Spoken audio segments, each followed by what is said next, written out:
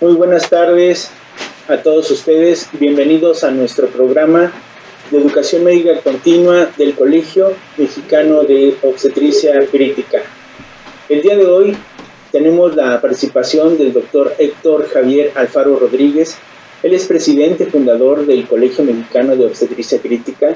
Él es especialista en medicina interna, medicina crítica, anestesiología y también en terapia intensiva cardiovascular. Ha sido instructor de ACLS, ATLS, cuenta con publicaciones en revistas médicas indexadas y es autor del libro Complicaciones médicas del embarazo. El día de hoy abordaremos el tema de paro cardíaco en escenarios de obstetricia. ¿Qué se hace diferente? Recordemos que el paro cardiorrespiratorio en la mujer embarazada ha sido una situación infrecuente, pero es muy grave y de manejo multidisciplinario. La reanimación cardiopulmonar requiere consideraciones y particularidades en la mujer embarazada, sobre todo porque nos tenemos que centrar en la fisiología, en la anatomía, teniendo especial consideración en la compresión de intubación y ventilación difícil, la presencia de estómago lleno y sobre todo de que hay dos vidas involucradas. Pues nuestro objetivo el día de hoy es realizar una revisión sistemática del paro cardiorrespiratorio en el ámbito obstétrico con énfasis en algunas particularidades de esta reanimación cardiopulmonar en el embarazo, sobre todo para otorgarles una información actualizada que permita intervenciones protocolizadas y oportunas. Hola, ¿qué tal? ¿Cómo están todos? Vamos a seguir la secuencia de las pláticas, de las conferencias del Colegio Mexicano de Especialistas en Obstetricia Crítica, AC, fundado hace algunos años en la ciudad de Toluca. La importancia del tema es sobre reanimación en paciente obstétrica, poco enfocado al paro cardíaco. Sin embargo, bueno, vamos a ver otros puntos, otras situaciones en donde el escenario puede ser un quirófano, la sala de labor, el servicio de urgencias, como ustedes ven, en cualquier situación en donde una mujer embarazada en estado crítico por alguna patología pueda desarrollar un colapso cardiovascular, colapso materno según la definición de varios colegios, y enfocado prácticamente al paro cardíaco, como ven ustedes aquí, que las estadísticas que yo revisé, por ejemplo aquí uno 30,000 embarazos. Sin embargo, también depende del sitio en donde nosotros podamos tener esos escenarios, ¿no? Si es un hospital de concentración, si es un hospital de primera atención, etc. Puse ahí un concepto sobre preparo que se traduce de la siguiente manera. Muchos autores, muchos médicos, sobre todo el quirófano, aceptan esta definición de preparo, o sea, todavía el corazón está latiendo. Sin embargo, sobre todo bajo anestesia regional neuroaxial, que es una conducta muy frecuente en pacientes embarazadas, se puede presentar una bradicardia materna extrema, muchas veces debajo de los 40, de los 30 latidos por minuto. Ya es una situación que hemodinámicamente es imposible sostener un gasto cardíaco. Y en estos escenarios también se indica toda una serie de maniobras y de protocolos de compresiones torácicas y prácticamente se aplican las mismas conductas que se aplican para el paro cardíaco. Ven ustedes algunos conceptos. Obviamente el accidente, el paro cardíaco en una mujer embarazada es una situación difícil, eso es un escenario difícil porque comprende dos organismos. Ven ustedes algunas estadísticas ahí. La incidencia de reportes en Estados Unidos es de 1 a 12,000 nacimientos. La muerte materna solo es una pequeña representación de los eventos críticos, casi pérdida en los nacimientos. Sin embargo, si nosotros aplicamos correctamente todas las protocolos, todas las indicaciones que los grandes colegios nos sugieren, la sobrevida puede ser elevada. El rescate de la mujer embarazada en paro o en preparo puede ser importante. Todos están de acuerdo, todos hemos estado de acuerdo que siempre es importante considerar los cambios fisiológicos de la mujer embarazada. Quiero ejemplificar este problema con un caso clínico. Esto es un caso real que sucedió en un servicio de urgencias. Vemos ahí una paciente de 23 años, muy joven, con un embarazo gemelar de 36 semanas de gestación predigesta, que llegó al servicio de urgencias con una emergencia hipertensiva, 180-120, e inmediatamente en el servicio, cuando se recibió, presentó una crisis convulsiva tónica crónica. Sin embargo, en la ambulancia, que la Cadiel ya había tenido 2 o 3 eventos parecidos, tenía signos y síntomas de desprendimiento placentario. A pesar de la confusión, del estado neurológico deteriorado, manifestaba síntomas de dolor importante en el abdomen. No hubo tiempo en ese momento de hacer un ultrasonido por la urgencia, ¿sí? Había sufrimiento fetal agudo, se monitoreó. El diagnóstico diferencial también era ruptura hepática, una saturación muy baja, con una bradicardia extrema de la paciente y una bradicardia extrema de los fetos. Sin embargo, me llamó la atención que ya traía extrasístoles ventriculares multifocales que desarrolló inmediatamente, evoluciona a taquicardia ventricular sin pulsos, como pueden ver ustedes el trazo, lo cual traduce prácticamente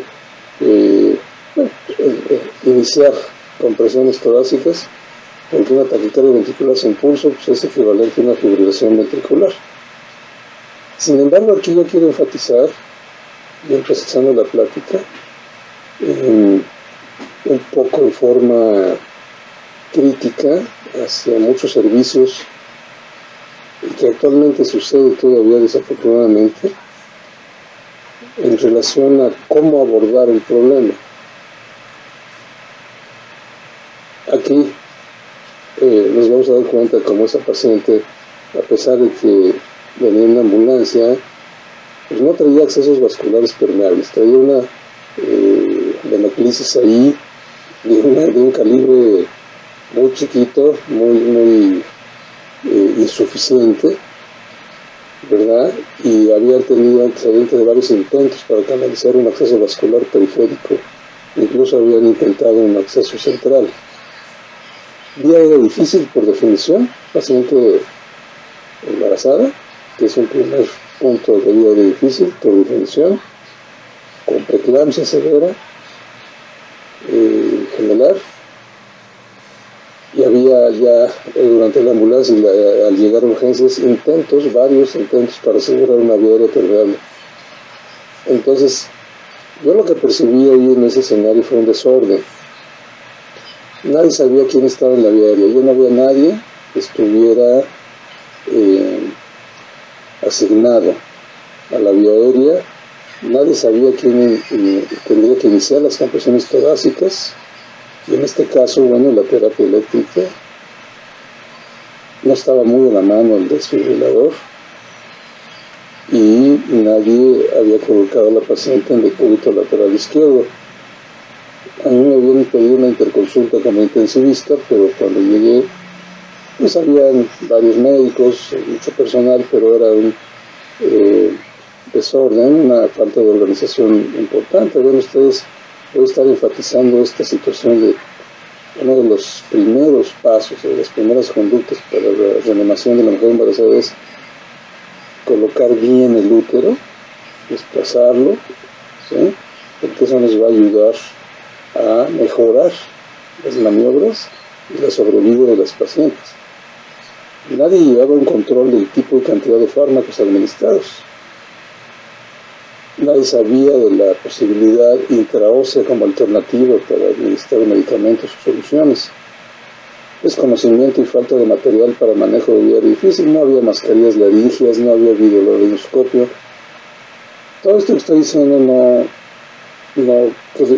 quisiera yo que se tomara como una situación negativa, ¿no? De crítica negativa, más bien de autocrítica para los servicios, para que mejoren todos estos puntos que yo estoy palomeando como negativos, porque no había.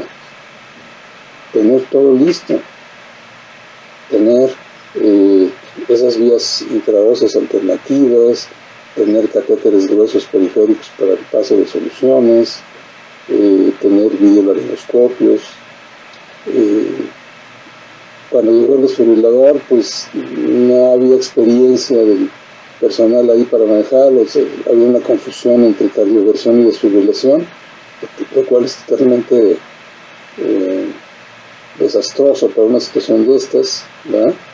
Y bueno, ya al final de todo, que se hizo una evaluación, solamente había uno o dos miembros de ese cuerpo de apoyo que tenía el curso básico de soporte vital. Se le estaba dando preferencia a la administración de medicamentos antes de las compresiones torácicas y antes del manejo de la vía aérea. Entonces había más preocupación en tener una vena permeable para pasar epinefrina, y todo el mundo no veía en ese momento, pasaron los minutos, que alguien empezara las compresiones, ¿sí? Entonces no había soporte básico vital. Vamos a ver cómo el peso específico que tiene la reanimación en un principio no necesita de administración de medicamentos, necesita de un soporte mecánico, de las compresiones bien dadas, de calidad, del manejo de la vía aérea. Entonces había una descoordinación ya cuando se empezaron a dar las compresiones. No se seguían los protocolos adecuados, se daban compresiones sin tener una regla, un protocolo, ¿verdad? Y alguien estaba ventilando en el momento que estaban dando las compresiones. En fin, era una pérdida de tiempo, ¿no? Y en otros escenarios hay quien intenta colocar marcapasos, inyecciones intracardíacas que en realidad ya no tienen ningún lugar en los protocolos de reanimación actual, ¿sí? Y había una serie de medicamentos que en realidad a veces todavía se utilizan en algunos escenarios, que no están validados, ¿verdad? Y no vienen en las guías internacionales, como estos que menciono ahí, efedrina, bicarbonato de sodio. Todavía hay quien quiere administrarlos, aminofilina, dopamina, diuréticos, en fin. Y hay algunos mitos todavía con algunos médicos que piensan que la terapia eléctrica puede producir daño al producto, lo cual pues no es cierto, ¿verdad? Aquí tenemos el trazo. Y vámonos a lo que ya en realidad debemos hacer, esta cadena de la vida, ¿verdad? Cómo debe de realizarse con una secuencia en tiempo y en prioridades para actuar y hacer una reanimación cardiopulmonar con presiones externas de calidad, la terapia eléctrica, ¿sí? Y ven ustedes, aquí en ningún momento se habla de terapia farmacológica. Y hay varias instancias, varias guías, varios colegios, mucha información en respecto a cómo abordar el problema, ponerse de acuerdo todo el grupo, tener un orden, quién se va a encargar de la vía aérea, quién va a estar a un lado de la paciente, en los pies de la paciente, cuáles son los especialistas que deben estar, y el apoyo de otros profesionales para la reanimación inmediata. Ven ustedes todas las instancias, todos los cursos que existen, ¿verdad?, que nos pueden orientar, y las sociedades internacionales con cursos de alta calidad. Uno de los presidentes importantes es el curso que la Sociedad de Medicina Crítica de Estados Unidos implementó, el FCCS en obstetricia, ¿sí? Y pues en México, en nuestro medio, todos conocemos el Código Mater, que es un equipo de respuesta rápida en obstetricia crítica para abatir la mortalidad materna y pensar siempre en el transporte de oxígeno fetal como una de las metas, obviamente, del organismo materno. Aquí hay una oportunidad de volver a revisar lo que es el Código Mater. En realidad no ha perdido valor, en realidad todavía faltan en muchos hospitales que se implemente este equipo, este grupo, y a pesar de que hubo un boom hace unos años, se ha estado perdiendo y es momento de volver a rescatar toda la infraestructura y revisar con calma que este equipo de respuesta inmediata obstétrica debe estar incluido el ginecobstetra, el neonatólogo, el anestesiólogo, la enfermería, incluso el camillero, ¿verdad? Todo listo para el inicio de las maniobras y pensar sobre todo en paro cardíaco, que la cesárea perimortem se pudiera implementar si después de 4 minutos de reanimación la paciente continúa en fibrilación ventricular o en asistolia, ¿verdad? El objetivo es el nacimiento a los 5 minutos del código azul lo más pronto posible, luego de haber realizado las maniobras de apoyo de manera adecuada. Y ven ustedes una sugerencia, que esto ya lo habían hecho hace algunos años nuestros compañeros del grupo de Toluca, ¿sí?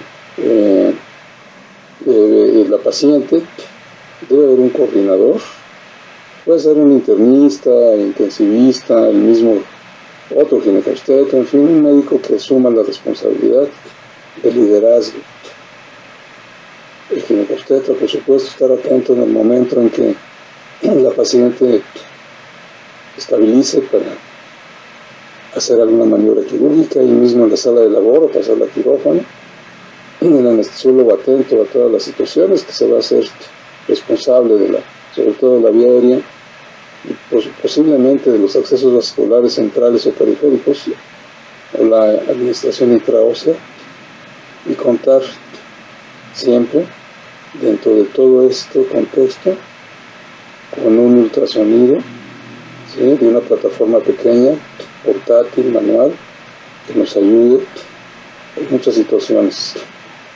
¿Para qué no se puede ayudar el ultrasonido? Bueno, para ver la función cerebral, un Doppler cerebral, la vía aérea, los accesos vasculares, la función cardíaca, la función pulmonar, abdomen, ultrasonido obstétrico y periférico. Esa es la razón por la que yo sugiero que en todos estos grupos, estos equipos, siempre existe un ultrasonido para diagnóstico, guía de tratamiento, para guía de algunas destrezas, para la colocación de catéteres y para evaluación inmediata cardiopulmonar, y posiblemente encontrar la etiología del colapso materno, del paro cardíaco. Todos sabemos que el embarazo no está exento de complicaciones, ya que se desarrollan cambios profundos en la anatomía y fisiología, son radicales, lo cual hace también más complejo la evaluación y el tratamiento inmediato de apoyo de reanimación, puesto que el tórax es diferente en cuanto a anatomía, ¿sí? Ya comenté el desplazamiento del útero que debe hacerse, ¿sí? Para hacer las compresiones adecuadas, incluso para la insonación, poner el transductor ultrasonido, bueno, cambian las cosas. En este momento, por ejemplo, es muy difícil acceder a una vena cava inferior. Si quisiéramos observarla, pues no no va a ser tan fácil, sobre todo si es un embarazo gemelar. Preferimos las yugulares. Hacer una ensonación abdominal, bueno, se puede dificultar. Tomar todo eso en cuenta. Y vean ustedes este concepto de nuestro compañero, el doctor Javier Herrera, hace algunos años. Él decía que el médico especialista en obstetricia crítica juega un papel importante en el paro cardiorrespiratorio como una de las complicaciones de la paciente obstétrica grave. Puede y debe ser el líder de parte del equipo de reanimación. En México, el 50% de las paradas cardíacas ocurren en lugares públicos, de los cuales menos del 7% reciben reanimación. Ya lo había comentado en las estadísticas iniciales. Cerca del 30% ocurren dentro de las unidades hospitalarias y en embarazadas. El paro cardíaco ocurre en uno de cada 30,000 embarazos no término. Ven ustedes el cambio importante que sucede en el tórax, ¿sí? O la ocupación abdominal, cómo se desplaza el diafragma. Estos cambios que parecen muy simples y que teóricamente ya lo sabemos, pero en el momento del colapso y del paro cardíaco, que nos olvidan a veces y tenemos que tomarlos en cuenta, ya que el corazón se desplaza, el tórax cambia de forma, de capacidades pulmonares, el diafragma se desplaza también, el volumen sanguíneo, bueno, pues es diferente en la embarazada, y la calidad de la sangre, la hemorragia también es diferente. Y la conclusión de esto sería que la mejor maniobra para reanimar al feto pues es reanimar efectivamente al organismo materno. ¿Sí? Va en relación directamente proporcional. Ven ustedes algunas causas comunes ya en mujeres embarazadas. Parece que no, pero pudiera ser importante, o es muy importante en las complicaciones anestésicas, ¿sí? En el peor de los escenarios, pues es cuando se aplica, se implementa una anestesia regional y puede tener complicaciones graves como perforación de meninges, ¿verdad? Una raquia masiva o un bloqueo demasiado alto o una hipotensión severa como consecuencia del bloqueo simpático que ocurrió y si no se corrige puede desencadenar en paro cardíaco. Pérdida de la vía aérea, por definición, una mujer embarazada pues es vía aérea difícil. El espectro que sigue todavía actual de la broncoaspiración, el síndrome de Mendelssohn, la depresión respiratoria por el mismo efecto de los medicamentos anestésicos o por sedantes, y algo que a veces no se toma en cuenta y también no hay un material adecuado cerca, en quirófano o en las salas de labor. Existe una toxicidad sistémica por los medicamentos, por los anestésicos locales, ¿sí? Todo va bien, se pone el bloqueo, hay analgesia, la paciente se siente mejor en cuanto a dolor, no pasa nada. Sin embargo, cuando requiere otra dosis, se pasan más dosis y no se dio cuenta el anestesiólogo que en algún momento puede haber una perforación inadvertida, ¿verdad? Y se pasan más dosis y puede haber toxicidad sistémica de los anestésicos locales. Y si no tenemos el material necesario para tratar esta situación, desencadenan un paro cardíaco. El sangrado, bueno, todos sabemos que la hemorragia obstétrica pues, es una de las causas de ingreso a las terapias intensivas, si no es que es la primera causa de mortalidad en este país, de mortalidad, y pues ya sabemos todas estas causas, ¿verdad? Por coagulopatía, por las 4 T's famosas, ¿verdad? Atonía uterina, placenta creta, estructura uterina, etc. Vean ustedes aquí, salió líquido, ¿verdad? Teóricamente es un bloqueo peridural, pero están atentos y ya no fue peridural, ya hubo una perforación. Entonces, por lo menos aquí ya se pone en alerta y ya no va uno a administrar medicamentos que son propios del espacio peridural. Por ejemplo, la bupivacaína o la lidocaína isobárica, si se llegara a administrar en el líquido cefalorraquídeo, produciría una catástrofe, un accidente muy serio. Entonces es muy importante siempre estar al pendiente. Y ven ustedes aquí una guía de cómo se puede tratar una intoxicación sistémica por anestésicos locales. Estos protocolos que tenemos, ¿sí? De emulsiones de líquidos, un bolo inicial, ¿sí? Infusión y mantenimiento, y estar atento, ¿sí? De acuerdo a la respuesta que vaya teniendo la dosis de los medicamentos y en los tiempos necesarios para tratar esta intoxicación sistémica. Y es más o menos frecuente por exceso de dosis o por alguna situación de perforación inadvertida de dura madre. Otras causas, bueno, las causas cardiovasculares que cada vez son más frecuentes en las mujeres embarazadas: cardiopatía isquémica, disección aórtica, cardiomiopatía, arritmias, enfermedades congénitas no diagnosticadas antes del embarazo y que se presentan durante el embarazo. Todas son causas de paro cardíaco y de alta mortalidad. Los mismos medicamentos que usamos habitualmente, frecuentemente, el sulfato de magnesio en sobredosis, bueno, puede producir bradicardia severa y bloqueos auriculoventriculares, ¿verdad? Actúan en el sistema de conducción, toxicidad sistémica. La misma oxitocina en sobredosis, ya se ha revisado esto ampliamente, puede producir arritmias importantes, incluso hasta edema cerebral y convulsiones, ¿sí? Insulina, opioides, etc. En otras causas, ya menos frecuentes, pero presentes y que tenemos que tomar siempre en cuenta: la embolia del líquido amniótico, la embolia pulmonar de origen venoso, la tromboembolia pulmonar, ¿verdad? Toda mujer embarazada es de elevado riesgo por su estado protrombótico, por coagulante, eventos cerebrovasculares, septicemia, las 4 H's, 4 T's, preeclampsia, síndrome de HELP, ruptura hepática, etc.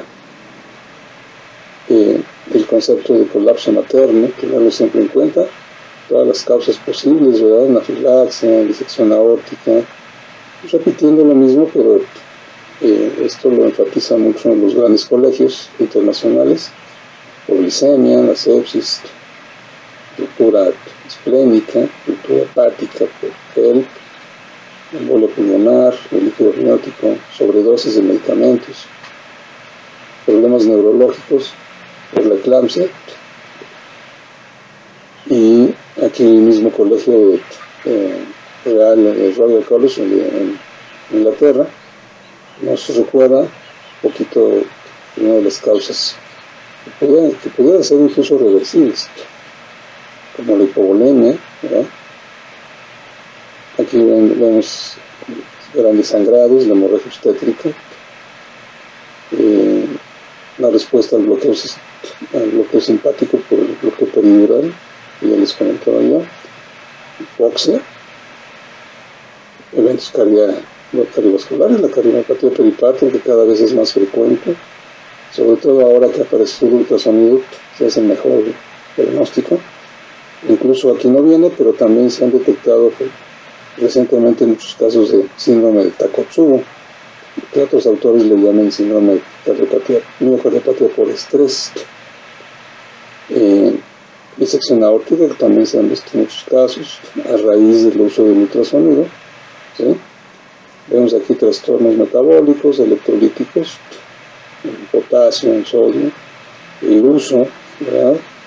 Grandes dosis de oxitocina, como les decía, que pueden llegar a producir convulsiones por hiponatremias severas, hipotermia, tromboembolismo, ya sea de origen venoso, el líquido amniótico, toxicidad por los anestésicos locales, que ya los revisamos, sulfato de magnesio, trauma, etc. En forma global, bueno, este es un resumen, ¿verdad?, de las tres causas básicas actuales de los ingresos de terapia intensiva que producen paro cardíaco: hemorragia obstétrica, preeclampsia, sepsis. Y pues, a últimas fechas también el COVID, ¿verdad?, que ha dado muchas complicaciones. Y nos vamos hacia las guías internacionales que nos orientan sobre cómo abordar el problema de los grandes colegios, el Colegio Americano del Corazón, con sus guías, los europeos, ¿verdad?, en consensos de grandes grupos, de grandes expertos, pero todos están de acuerdo en iniciar las recomendaciones, en iniciar la cadena de la vida. Incluso antes de la administración de medicamentos, iniciar la terapia, el apoyo mecánico y eléctrico. Obviamente, pues primero el reconocimiento del problema. Entonces la cadena de la vida, en forma extrahospitalaria o en forma intrahospitalaria, ¿sí? Incluso se recomiendan evaluaciones rápidas como el MEOS, que es un score de riesgo obstétrico modificado temprano en los primeros minutos, y algoritmos. Existen muchos algoritmos, pero en realidad el mejor algoritmo es como un resumen de todos. O sea, primero, identificar el problema. Segundo, en el sitio en donde vaya a suceder, donde sucede el accidente y donde vayamos a implementar las maniobras, debe ser un lugar seguro para la paciente y para los médicos que van a actuar.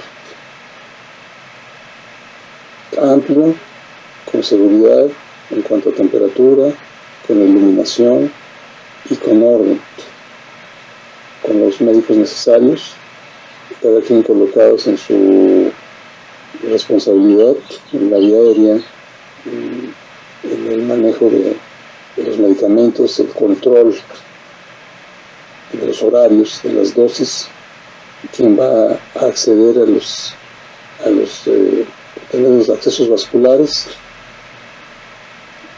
tener el ultrasonido a un lado, ¿sí?, y empezar la terapia, empezar el apoyo mecánico, las compresiones o la terapia eléctrica.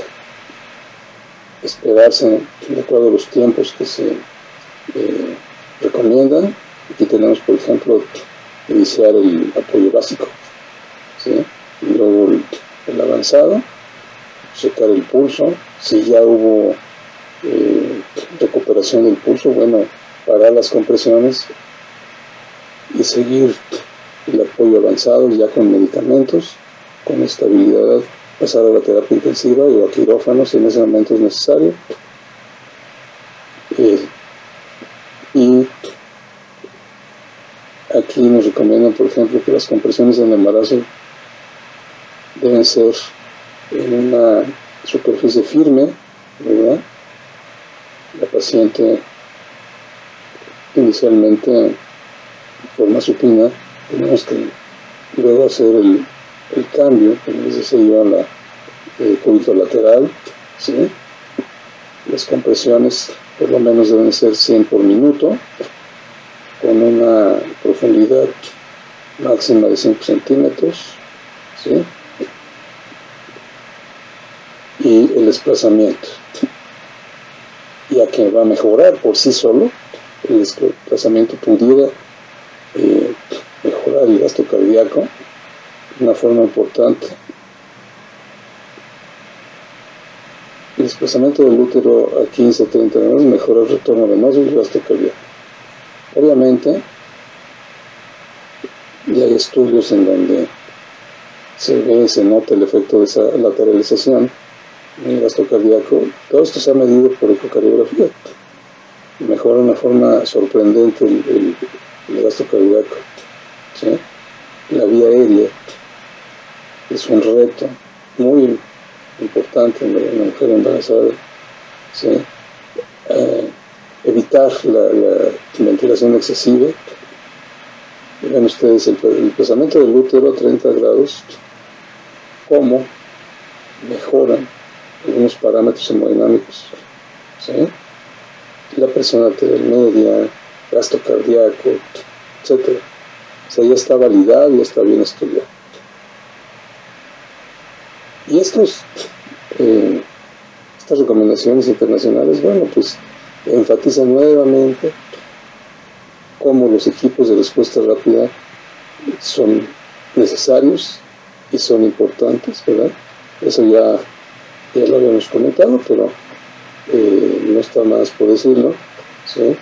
Como ya a nivel internacional todo el mundo está de acuerdo en que debe implementarse de una forma ordenada y tener siempre todo listo para incluso una cesárea perimortem, preparación para el tratamiento de complicaciones obstétricas y una sugerencia de código de colores, como ven aquí, en algunos datos básicos: presión sistólica, frecuencia respiratoria, frecuencia cardíaca, saturación de hemoglobina, de acuerdo a la presión expirada de oxígeno, la temperatura y el estado de conciencia. Es un código muy rápido que nos puede ayudar, no tanto leyendo las letritas, sino viendo los colores. Obviamente en el rojo siempre están los niveles más críticos, ¿verdad? De una forma resumida también aquí vemos cómo esto nos puede ayudar con una evaluación inicial rápida, puesto que la paciente va a ser difícil implementar un interrogatorio directo, y ha sido validado a nivel mundial, ¿sí? Por varios colegios, incluso en nuestro país tenemos el impacto del uso del sistema de alerta temprana, modificado para obstetricia, también hecho por compañeros nuestros del colegio, ¿sí? Ya desde hace algún rato. El objetivo: identificación oportuna mediante la escala de puntuación de alerta temprana en obstetricia, que en otras palabras es siglas en inglés, MEOS, y las complicaciones maternas. Este sistema de alerta temprana modificado para obstetricia es una herramienta simple y fácil de utilizar. Mejora el registro y la frecuencia de la monitorización. Sirve como un soporte de la detección y comunicación de inestabilidad clínica de la paciente, mejorando la seguridad clínica. Esto debería hacerse en todo hospital que cuente o que debe tener un código MATRE. El Instituto Nacional de Perinatología nos sugiere esto con esta forma, ¿verdad? Vean ustedes, checados, dice aquí: complicaciones anestésicas, hemorragia, hipertensión, embolia, cardiopatía, atonía uterina, desprendimiento de placenta, sepsis y otras causas, ¿sí? Anestesia, sangrado cardiovascular, medicamentos, embolismo, fiebre. Hay muchas formas, hay muchas fórmulas, muchas tablas para guiarlos. O sea, por eso no paramos. O sea, no habría ninguna justificación de decir, bueno, no sé cómo orientarme, qué hacer primero ante un paro cardíaco, ante un colapso, ante una situación de emergencia en una paciente obstétrica crítica. Sí hay, y lo estamos viendo, como hay muchas sugerencias, muchas guías. Esto se ve muy cargado, pero es muy fácil. Es simplemente: no responde, no respira, iniciar el apoyo mecánico, ¿sí? Ciclos de compresiones. Aquí no ven ustedes ningún medicamento, ¿sí? Se pide el desfibrilador, llega el desfibrilador, se ve si ese ritmo es desfibrilable o no. Que sí lo es, bueno, pues se desfibrila; no lo es, no se desfibrila, y se sigue con las maniobras. O sea, ese es el resumen de esta tabla.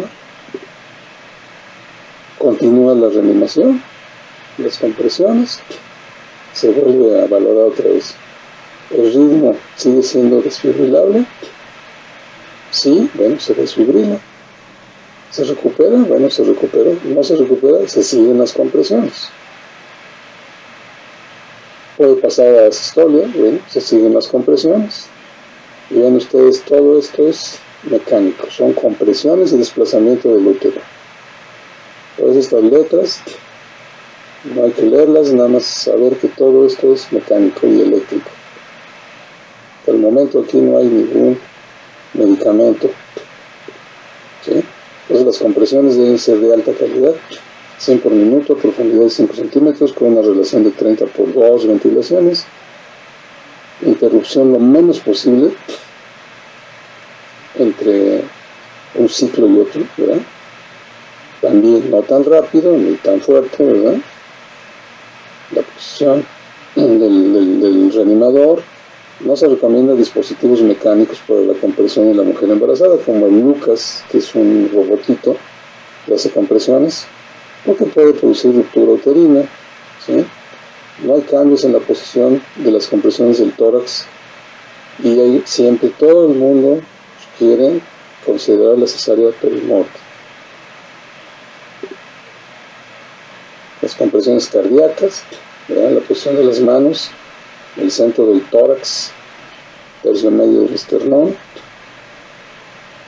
Ya todos saben desde muchos años cómo cambió de ABC a CAB, circulación, vía aérea, ventilación. Y cómo las compresiones cardíacas, al transportar a la paciente, reduce la calidad de las reanimaciones. Entonces, se debe hacer en el sitio en donde sucedió, en el escenario. La vía aérea ya de por sí, por definición, en la mujer embarazada es vía aérea difícil, y tener siempre recordando el algoritmo de la vía aérea difícil. Debe tener un equipo de vía aérea difícil. Evitar la hipoxemia en la paciente embarazada, pues es lógico, ¿verdad? Depende mucho de la aportación de oxígeno, tanto madre como producto. Considerar el soporte ventilatorio muy temprano y la intubación por el experto no más de 2 intentos. Aquí habría que subrayarlo varias veces. No más de 2 intentos. No se recomienda de forma rutinaria la compresión del cricoides. Ese es todo un tema de controversia, pero en realidad no debe implementarse en la maniobra. Las cánulas, pues, de ser posible con estos diámetros. Tomar en consideración que son pacientes que fácilmente hacen edema de la vía aérea, si no es que ya traen edema de la vía aérea, con el riesgo de broncoaspiración, el síndrome de Mendelssohn, ¿verdad? Acuérdense que la hipoxemia va muy de la mano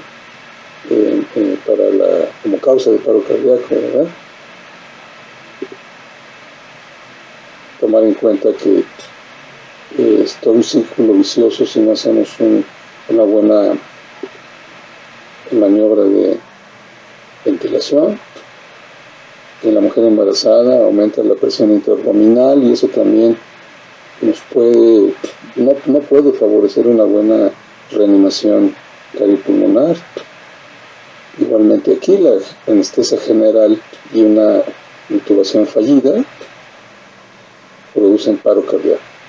Si no tenemos la preparación y la experiencia del manejo de la vía aérea difícil en la mujer embarazada, vamos a estar ahí haciendo varios intentos y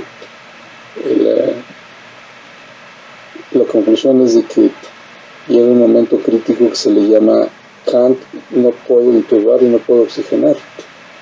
Esto es el resumen de algo que no se pudo resolver inicialmente, y que esto es indeseable totalmente. El no poder intubar y no poder oxigenar es prácticamente igual a paro cardíaco. Ven ustedes las dificultades que existen para la vía aérea, ¿sí? Esta es una clasificación modificada para la mujer embarazada. Siempre va a haber edema y dificultad de la vía aérea, y si no tenemos todo lo necesario para resolverlo, acuérdense de los cambios de la fisiología respiratoria, los volúmenes y las capacidades pulmonares disminuyen, el diafragma se mueve, la elevación del diafragma cambia totalmente todas las capacidades y volúmenes, ¿sí? Y el espectro siempre desde hace muchos años, desde 1946 que se describió la fecha, el espectro siempre de la broncoaspiración. En cuanto a la desfibrilación, pues bueno, las recomendaciones es la misma conducta que en una mujer no embarazada, ¿sí? Se puede desfibrilar de esta manera sin mayor problema, ¿sí? De acuerdo a las guías y lineamientos del Colegio Americano del Corazón, sin mayor problema para el producto, ¿sí? La cesárea perimortem, un procedimiento de urgencia en el cual se busca mejorar la hemodinamia de la madre en paro cardiorrespiratorio, considerar 4 minutos de paro presencial, realizar en el sitio de la resucitación, no hay que trasladar a quirófano. Procurar que el nacimiento sea en los primeros 5 minutos de iniciadas las maniobras, ¿de acuerdo? Este es el equipo básico, ¿verdad?, que se requiere para implementar. La paciente no debe ser transportada a un quirófano durante el manejo de la reanimación. El equipo de reanimación no debe esperar al equipo quirúrgico para iniciar el procedimiento, solo un bisturí es necesario. Esto es una sugerencia de técnica quirúrgica, cómo hacerlo, ¿sí? El protocolo estéril no es necesario, bueno, en ese momento es una urgencia, pero no se puede perder tiempo en hacer la asepsia, antisepsia, la colocación de campus. La incisión debe ser rápida, vertical, ¿sí? No importa, o sea, ahí no decir, bueno, es que vamos a hacer así, o fanestigua, como sea, de acuerdo a la experiencia del médico, ¿sí? Y hacerlo lo más rápido posible. Este es un artículo que revisa todo esto sobre el cuidado de la mujer embarazada crítica en una cesárea perimortem en un departamento de urgencias, no fue el quirófano. Si es de menos de 20 semanas, no se recomienda, ¿verdad? No afecta el gasto cardíaco, la compresión uterina ni las maniobras. Si es un embarazo de 20 o 24 semanas, la sobrevida materna. Si es de mayor de 24 semanas el embarazo, el beneficio materno mejora con la cesárea perimortem, el gasto cardíaco y la sobrevida fetal. Son las recomendaciones. Ya que hay un seguimiento, ¿verdad? Una de las causas que ya hemos revisado, con buenos resultados, de estos 74 casos, 33, prácticamente la mitad, salieron adelante, ¿verdad?, sin complicaciones. Resultados fetales también, muy buenos resultados.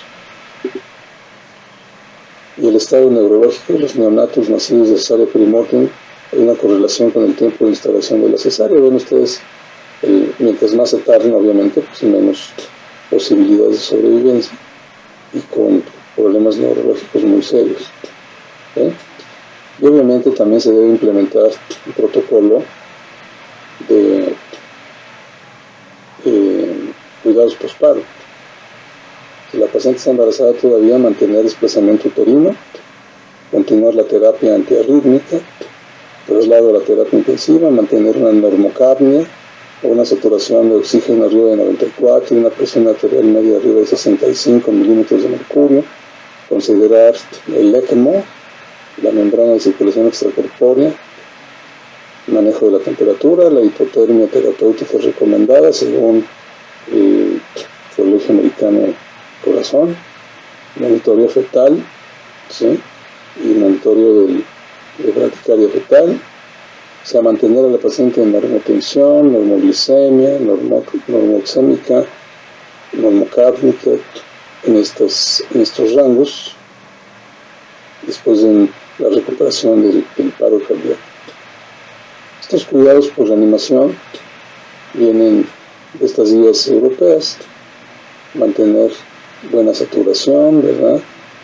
Si está intubada la paciente o ya no, vigilancia de la cardiografía, tomar un electrocardiograma completo. Aquí en esto no viene el uso de ultrasonido. Debería de establecerse el ultrasonido para mejorar el diagnóstico y tratamiento, sobre todo en la cuestión de líquidos inotrópicos. y pues establecer si el origen del paro cardíaco fue cardíaco o no, ¿sí? Y el manejo ya de la terapia, bueno, pues ya es muy variable, es avanzado, depende de cada paciente. La utilización del ECMO cada vez toma más auge y entra dentro de las maniobras de reanimación con muy buenos resultados, pero se necesita experiencia, obviamente, en cuanto a la aplicación de esta maniobra en membrana extracorpórea de oxigenación. Y como conclusión, bueno, aquí lo importante son varios puntos. Uno, tener todo completo en las áreas de urgencias, sobre todo si son hospitales obstétricos. Retomar nuevamente en hospitales generales, en los hospitales especializados obstétricos, reorganizar nuevamente los equipos de reacción inmediata obstétrica, código Mater, revisar nuevamente, hacer simulaciones, hacer cursos de simulación, eso refuerza mucho el conocimiento, con los maniquís, que ahora hay muchos maniquís avanzados y muy enfocados a la obstetricia. Revisar nuevamente el equipo con el que se encuentran en quirófano, en las salas de labor y en urgencias para la reanimación materna y fetal. No olvidarse que el uso de medicamentos habituales, frecuentes, de todos los días, como el sulfato de magnesio, la oxitocina, los anestésicos locales, pueden producir intoxicación y paro cardíaco. Tener siempre todo el material necesario para resolver la intoxicación sistémica de los anestésicos locales, que pareciera algo fantasioso o lejano, pero no, es muy frecuente, ¿verdad? Tener emulsión de lípidos siempre a un lado, platicar el equipo quirúrgico, el ginecobstetra, platicar con el anestesiólogo para que éste tenga todo listo, catéteres necesarios, líquidos necesarios, ultrasonido y emulsión de lípidos para resolver la intoxicación de anestésicos locales. Tener un catéter especial, una aguja especial para la administración intraósea de medicamentos, ¿sí? El desplazamiento uterino como primer paso antes de iniciar cualquier maniobra. Iniciar el apoyo mecánico y eléctrico antes de cualquier otro medicamento, ¿verdad? No esperarse a que llegue la epinefrina y para poder resolver el problema. Inicialmente son las compresiones externas y el manejo labial. Viene la terapia eléctrica siempre a la mano y resolver la causa, por supuesto. Resolver la causa que dio al colapso materno. Ya revisamos algunas de las más frecuentes, ¿verdad? A nivel obstétrico. Siguen siendo las que tenemos todos los días: la hemorragia masiva, la preeclampsia, eclampsia, con todas sus complicaciones neurológicas, hemodinámicas, renales, etcétera, la sepsis, el COVID, las embolias, la tromboembolia pulmonar, la vía aérea difícil, tener todo lo necesario para el manejo de la vía aérea difícil, los videolaringoscopios, mascarillas laríngeas que tengan la posibilidad de que dentro de la luz de las mascarillas laríngeas se pueda introducir una guía y por ahí una cánula endotraqueal. En fin, es un tema muy complejo, muy interesante, ¿verdad?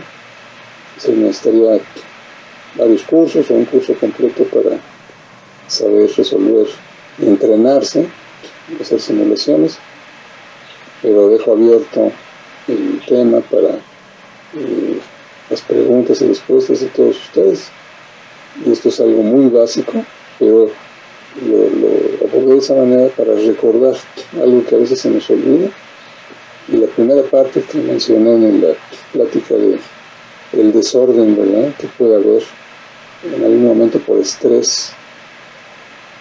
Si se suma el estrés con el desconocimiento de protocolos y sin material con que trabajar, bueno, pues la paciente es difícil que resuelva su problema y que no podamos reanimar a una paciente en paro cardíaco.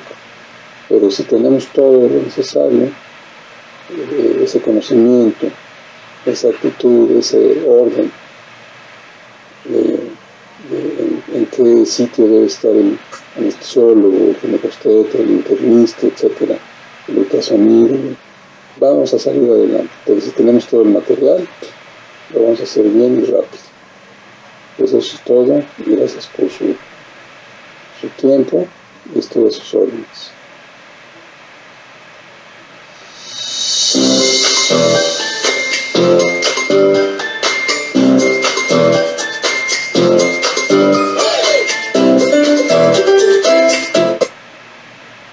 Muy buenas noches, gracias a todos por su asistencia y pues primero que nada quiero agradecer la exhaustiva revisión que ha presentado el doctor Héctor Alfaro, sobre todo resaltando que en el paro cardíaco en el embarazo presenta un escenario único en el que están incluidos, pues como lo sabemos, los pacientes, la madre y el feto.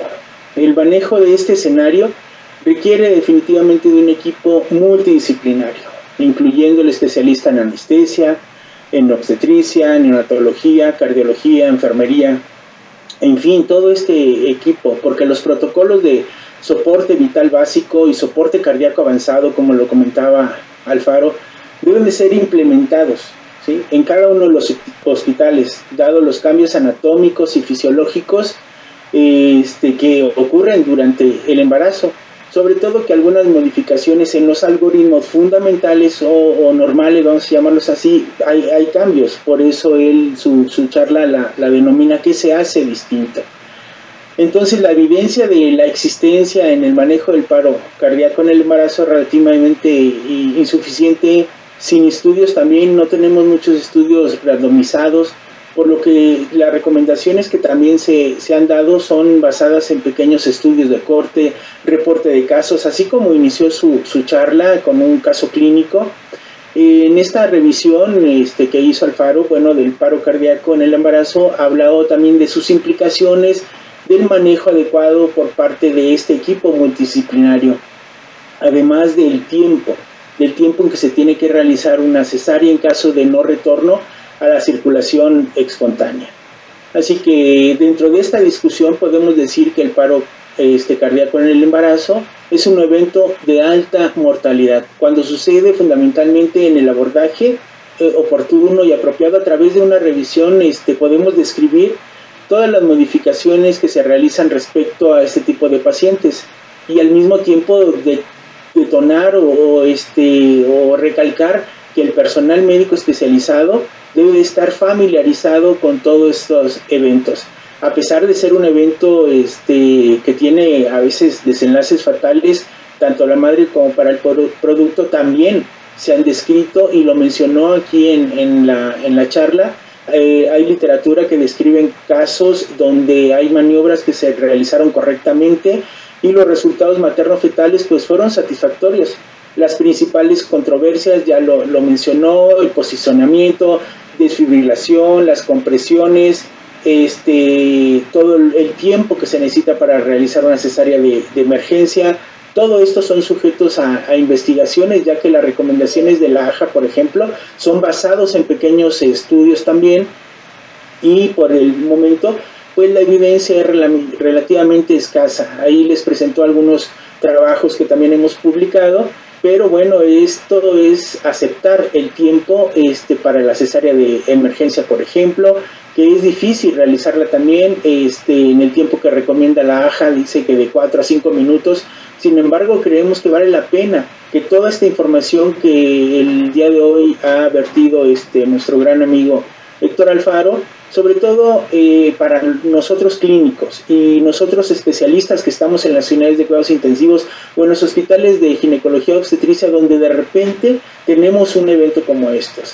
¿Por qué? Porque hay países, Estados Unidos, países desarrollados, en donde estos equipos de especialistas en obstetricia, en anestesia, medicina materno-fetal, en fin, pues han demostrado algunas evaluaciones acerca de este tema, pero bueno, podemos concluir que el paro cardíaco es un evento que ocurre en pacientes con alto riesgo. Él mencionó una lista impresionante de los pacientes que tienen alto riesgo, y es importante que todo el personal de salud tenga conocimientos de todo este protocolo de manejos, ya que existen entrenamientos y cursos donde los podemos también tomar. Él los mencionaba cada uno de ellos para poder disminuir la muerte materna por estos eventos. Así que este evento que puede ser fatal puede terminar con un final feliz.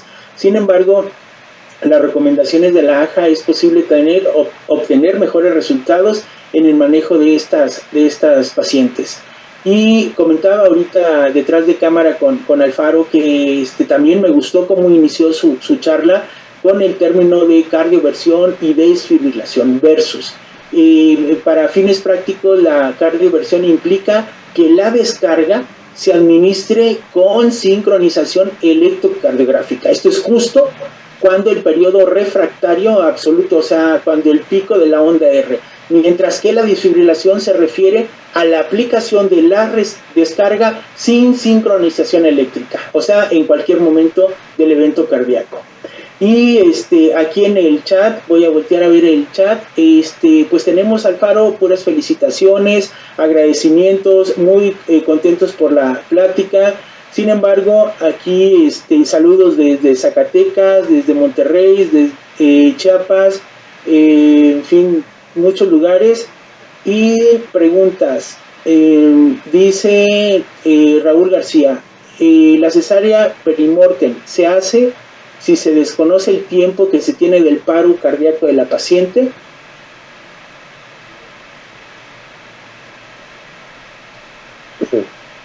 ¿Contesto? Sí. Sí, adelante. La cesárea perimortem se hace, ¿cómo? Dice, cesárea perimortem se hace si se desconoce el tiempo en que tiene el paro cardíaco la paciente. O sea, llega una paciente, no sabemos cuánto tiene de paro, ¿se hace la cesárea? Definitivamente no, tiene que ser con el tiempo prácticamente presencial. O sea, no puedo yo recibir una paciente en un unidad de urgencias o en el quirófano o en algún sitio del hospital, que me digan, tuvo un paro cardíaco y a qué horas fue, no sabemos, no, eso es imposible. Definitivamente la respuesta sería no, porque desconocemos totalmente esa evolución. Exacto. Puede ser que haya rebasado el tiempo ya bien establecido desde hace muchos años, de los 3, 4, 5 minutos máximo, y nos están entregando a una paciente con un daño neurológico, con un óbito o con desprendimiento placentario, lo que sea.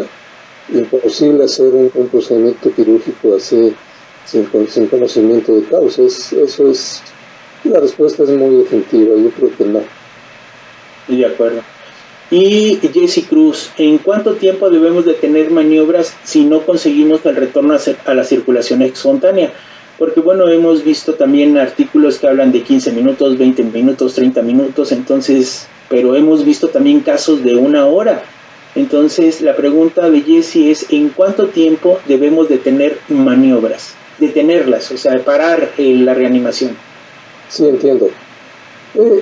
Es controvertido, sí y no. En realidad, lo ideal, doctora, si tenemos todo el protocolo de compresiones externas de alta calidad y un manejo impecable de la vía aérea, esto traducido a que hay una hemodinamia, un regreso de la hemodinámica sistémica y cerebral y coronaria a esa paciente, y con una oxigenación óptima, pues podemos seguir en el tiempo, que la gente no se canse, rotar el grupo que está actuando como reanimadores, ¿verdad? Y volver a checar el ritmo cuando ya sea un ritmo totalmente sinusal, o por lo menos que nos dé una buena función hemodinámica. Pero como no existe esto que estoy diciendo es lo ideal de lo ideal, la verdad es que si nosotros no tenemos todo este conjunto de situaciones en cuanto a maniobras de compresión, los medicamentos necesarios, en el momento que detectemos que no hay vuelta al ritmo sinusal y veamos dificultad en seguir dando las maniobras y no hay una buena respuesta, suspenderla. Es difícil, es controvertido, la verdad. Incluso mencionaba en una de las diapositivas que a veces el traslado de una paciente a otro sitio es complicado y se pierde mucho esta buena conducta de buenas compresiones. Entonces, quedarse ahí en el sitio hasta que se reanime totalmente y ver una buena respuesta. El tiempo que sea necesario. Es una respuesta no muy científica para muchos, pero yo la he hecho a instructores y directores de ACLS y esa es la respuesta. Me han dicho, esa es la mejor respuesta, doctor. Si usted tiene lo ideal, si usted tiene todo el equipo completo y los reanimadores están bien entrenados, sígale, porque hay oportunidad y posibilidades.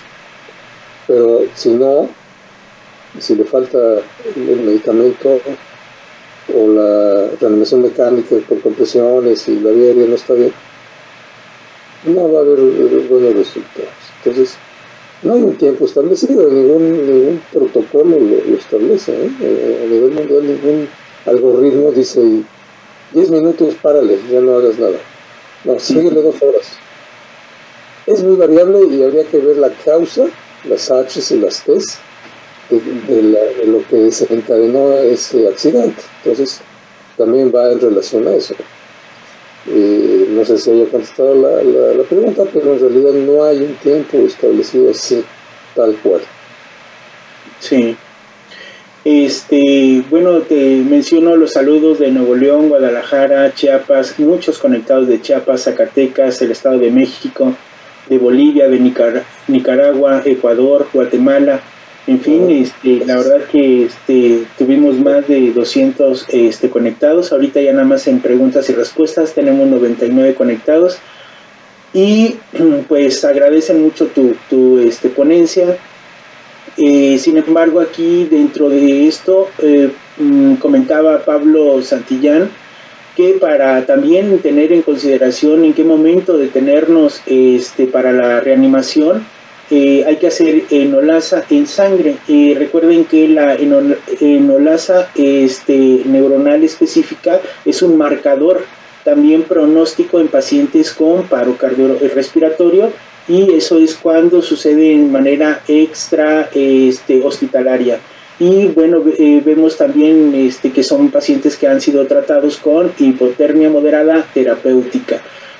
Y menciona Narda, la cardioversión se hace cuando el ritmo cardíaco presenta una irregularidad. Sí, lo comentamos ahorita en la discusión. Muy bien, gracias por la aclaración. Otra pregunta, otro comentario, dice Raúl García: recién un estudio demuestra y sugiere que las compresiones no sean retroesternales, sino paraesternales, porque la compresión sería más directa sobre el ventrículo izquierdo. ¿Qué opina de esto, doctor Alfaro? Sí, y esto va en relación a lo que mencioné de las variables que existen en la mujer embarazada. Obviamente cambia todo el panorama y va en relación a los cambios anatómicos y fisiológicos de la mujer embarazada. Definitivamente sí, se ha visto que da mejores resultados en esa área anatómica específica, incluso para el uso del ultrasonido, que ahora está tomando un nuevo auge como guía, como un instrumento agregado a la reanimación cardiopulmonar, el ultrasonido, la ultrasonografía crítica en mujer embarazada. Con todas las dificultades que existen, ¿no? Por el cambio anatómico del tórax, por las glándulas mamarias que pueden atravesarse, etcétera. Pero sí, definitivamente esa área específica que comenta sí es en cierta manera mejor. Sin embargo, aunque sea en esa área, también hay que dar las compresiones de calidad. Aquí rápidamente, bueno, todos sabemos que unas compresiones de calidad es la profundidad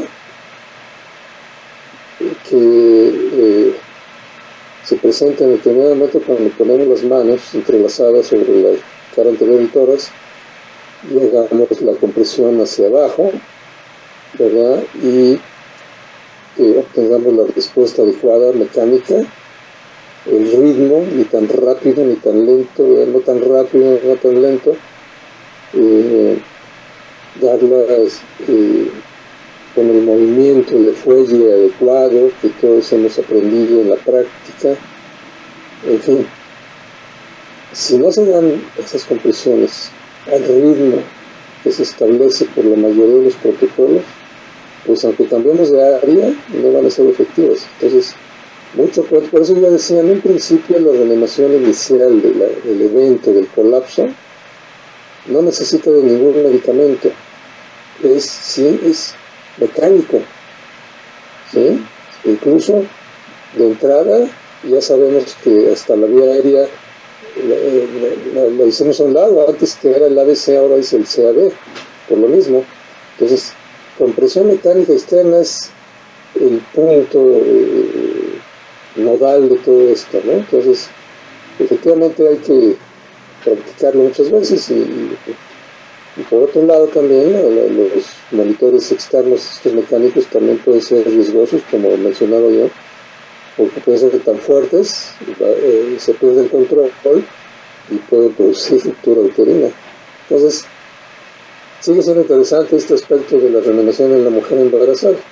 Y esto que comentan ahorita del cambio de área para externar, bueno, pues es una buena forma de hacerlo siempre y cuando se haga bien. Uh-huh. Sí, de hecho aquí nos acaban de compartir un artículo reciente de Critical Care. Igual se los voy a compartir en la página del colegio para que lo puedan analizar de reciente 2023. Gracias a doctor Pablo por enviarnos el artículo y bueno, ya no hay más preguntas. Muchos saludos. Saludan también desde el estado de Guerrero y pues agradecen la ponencia y todas las actualizaciones que en el Colegio de Obstetricia Crítica estamos teniendo. Y bueno, nuevamente hacerles la invitación a que se conecten el día 28, 29 y 30 a nuestro Congreso Internacional de Obstetricia Crítica. ¿Que hay preguntas? Saludos desde Guerrero, excelente ponencia. Dame un minuto.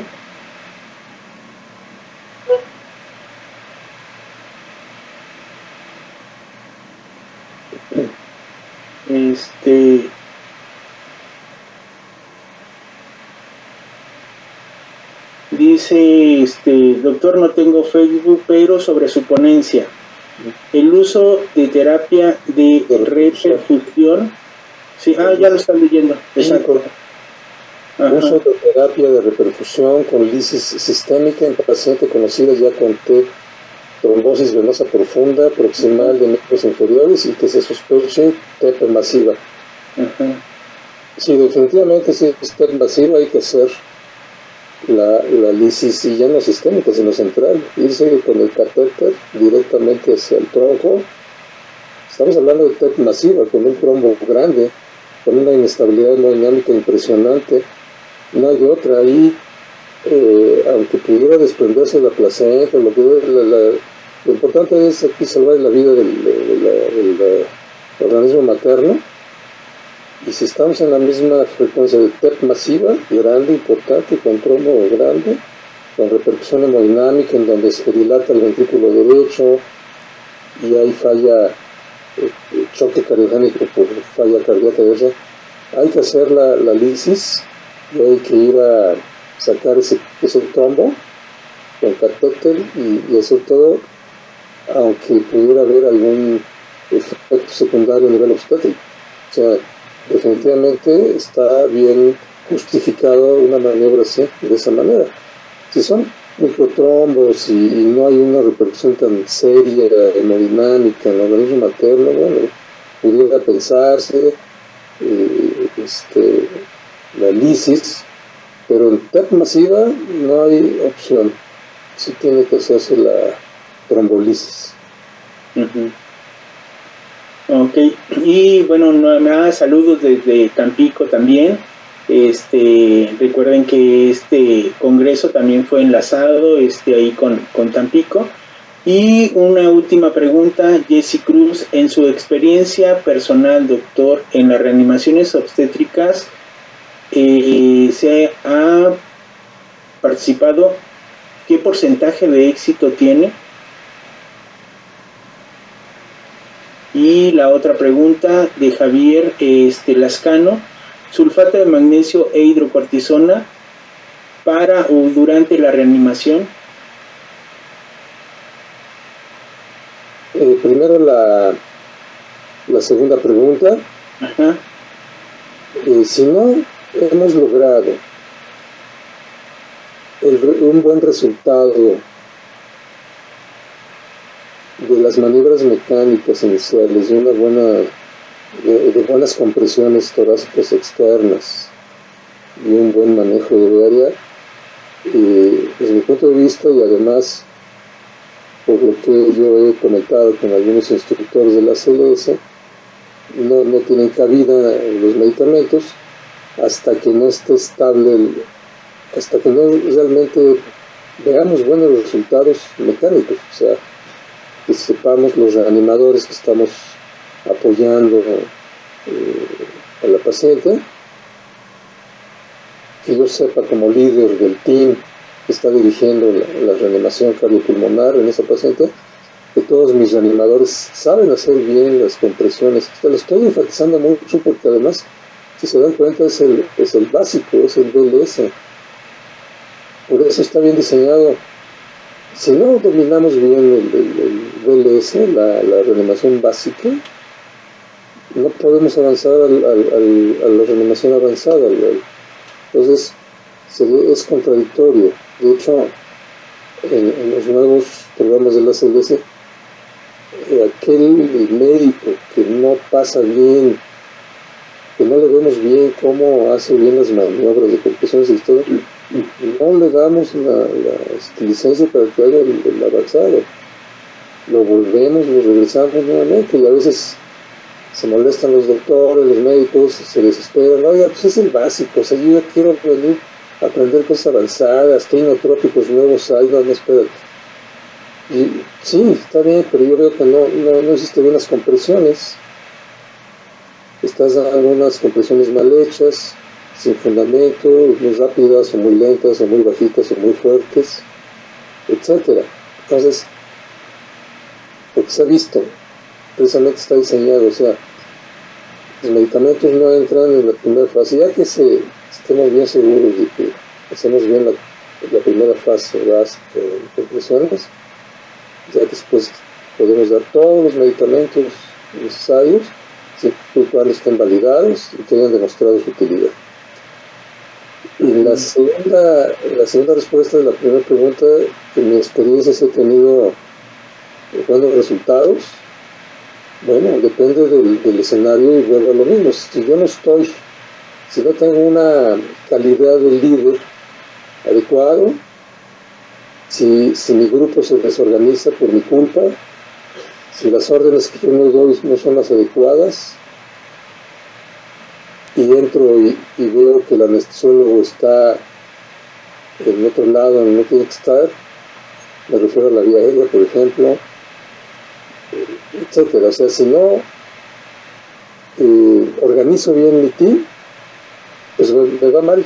Y yo soy el culpable realmente del fracaso de una reanimación cardiopulmonar, pero en el momento que me hago líder y que yo asumo la responsabilidad, es porque ya tengo que ordenar el lugar en el que tienen que estar los médicos, ordenar a alguien que lleve una tabla con los tiempos y las dosis necesarias de los medicamentos para que se lleve a cabo esto.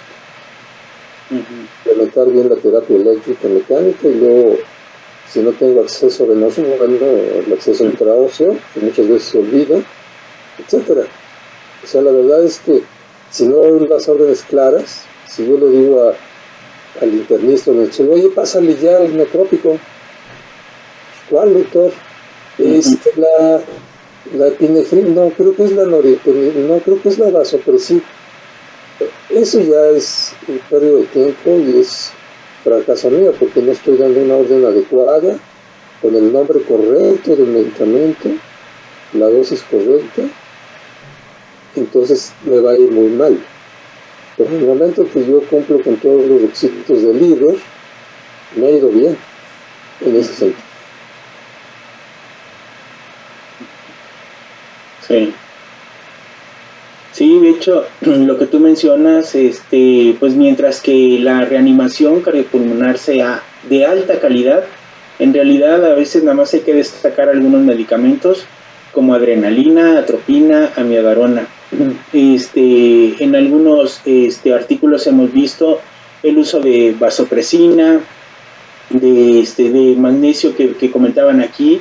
Sí, en algunas ocasiones hemos utilizado sulfato de magnesio porque es un importante medicamento que constituye sobre todo de muchas enzimas, específicamente la generación de ATP en el músculo, y la hipomagnesemia se asocia incluso a la hipopotasemia, y eso facilita la aparición de arritmias o paro cardíaco. Por eso es que se han usado calcio, lidocaína, en fin, muchos de los medicamentos, bicarbonato, entre otros.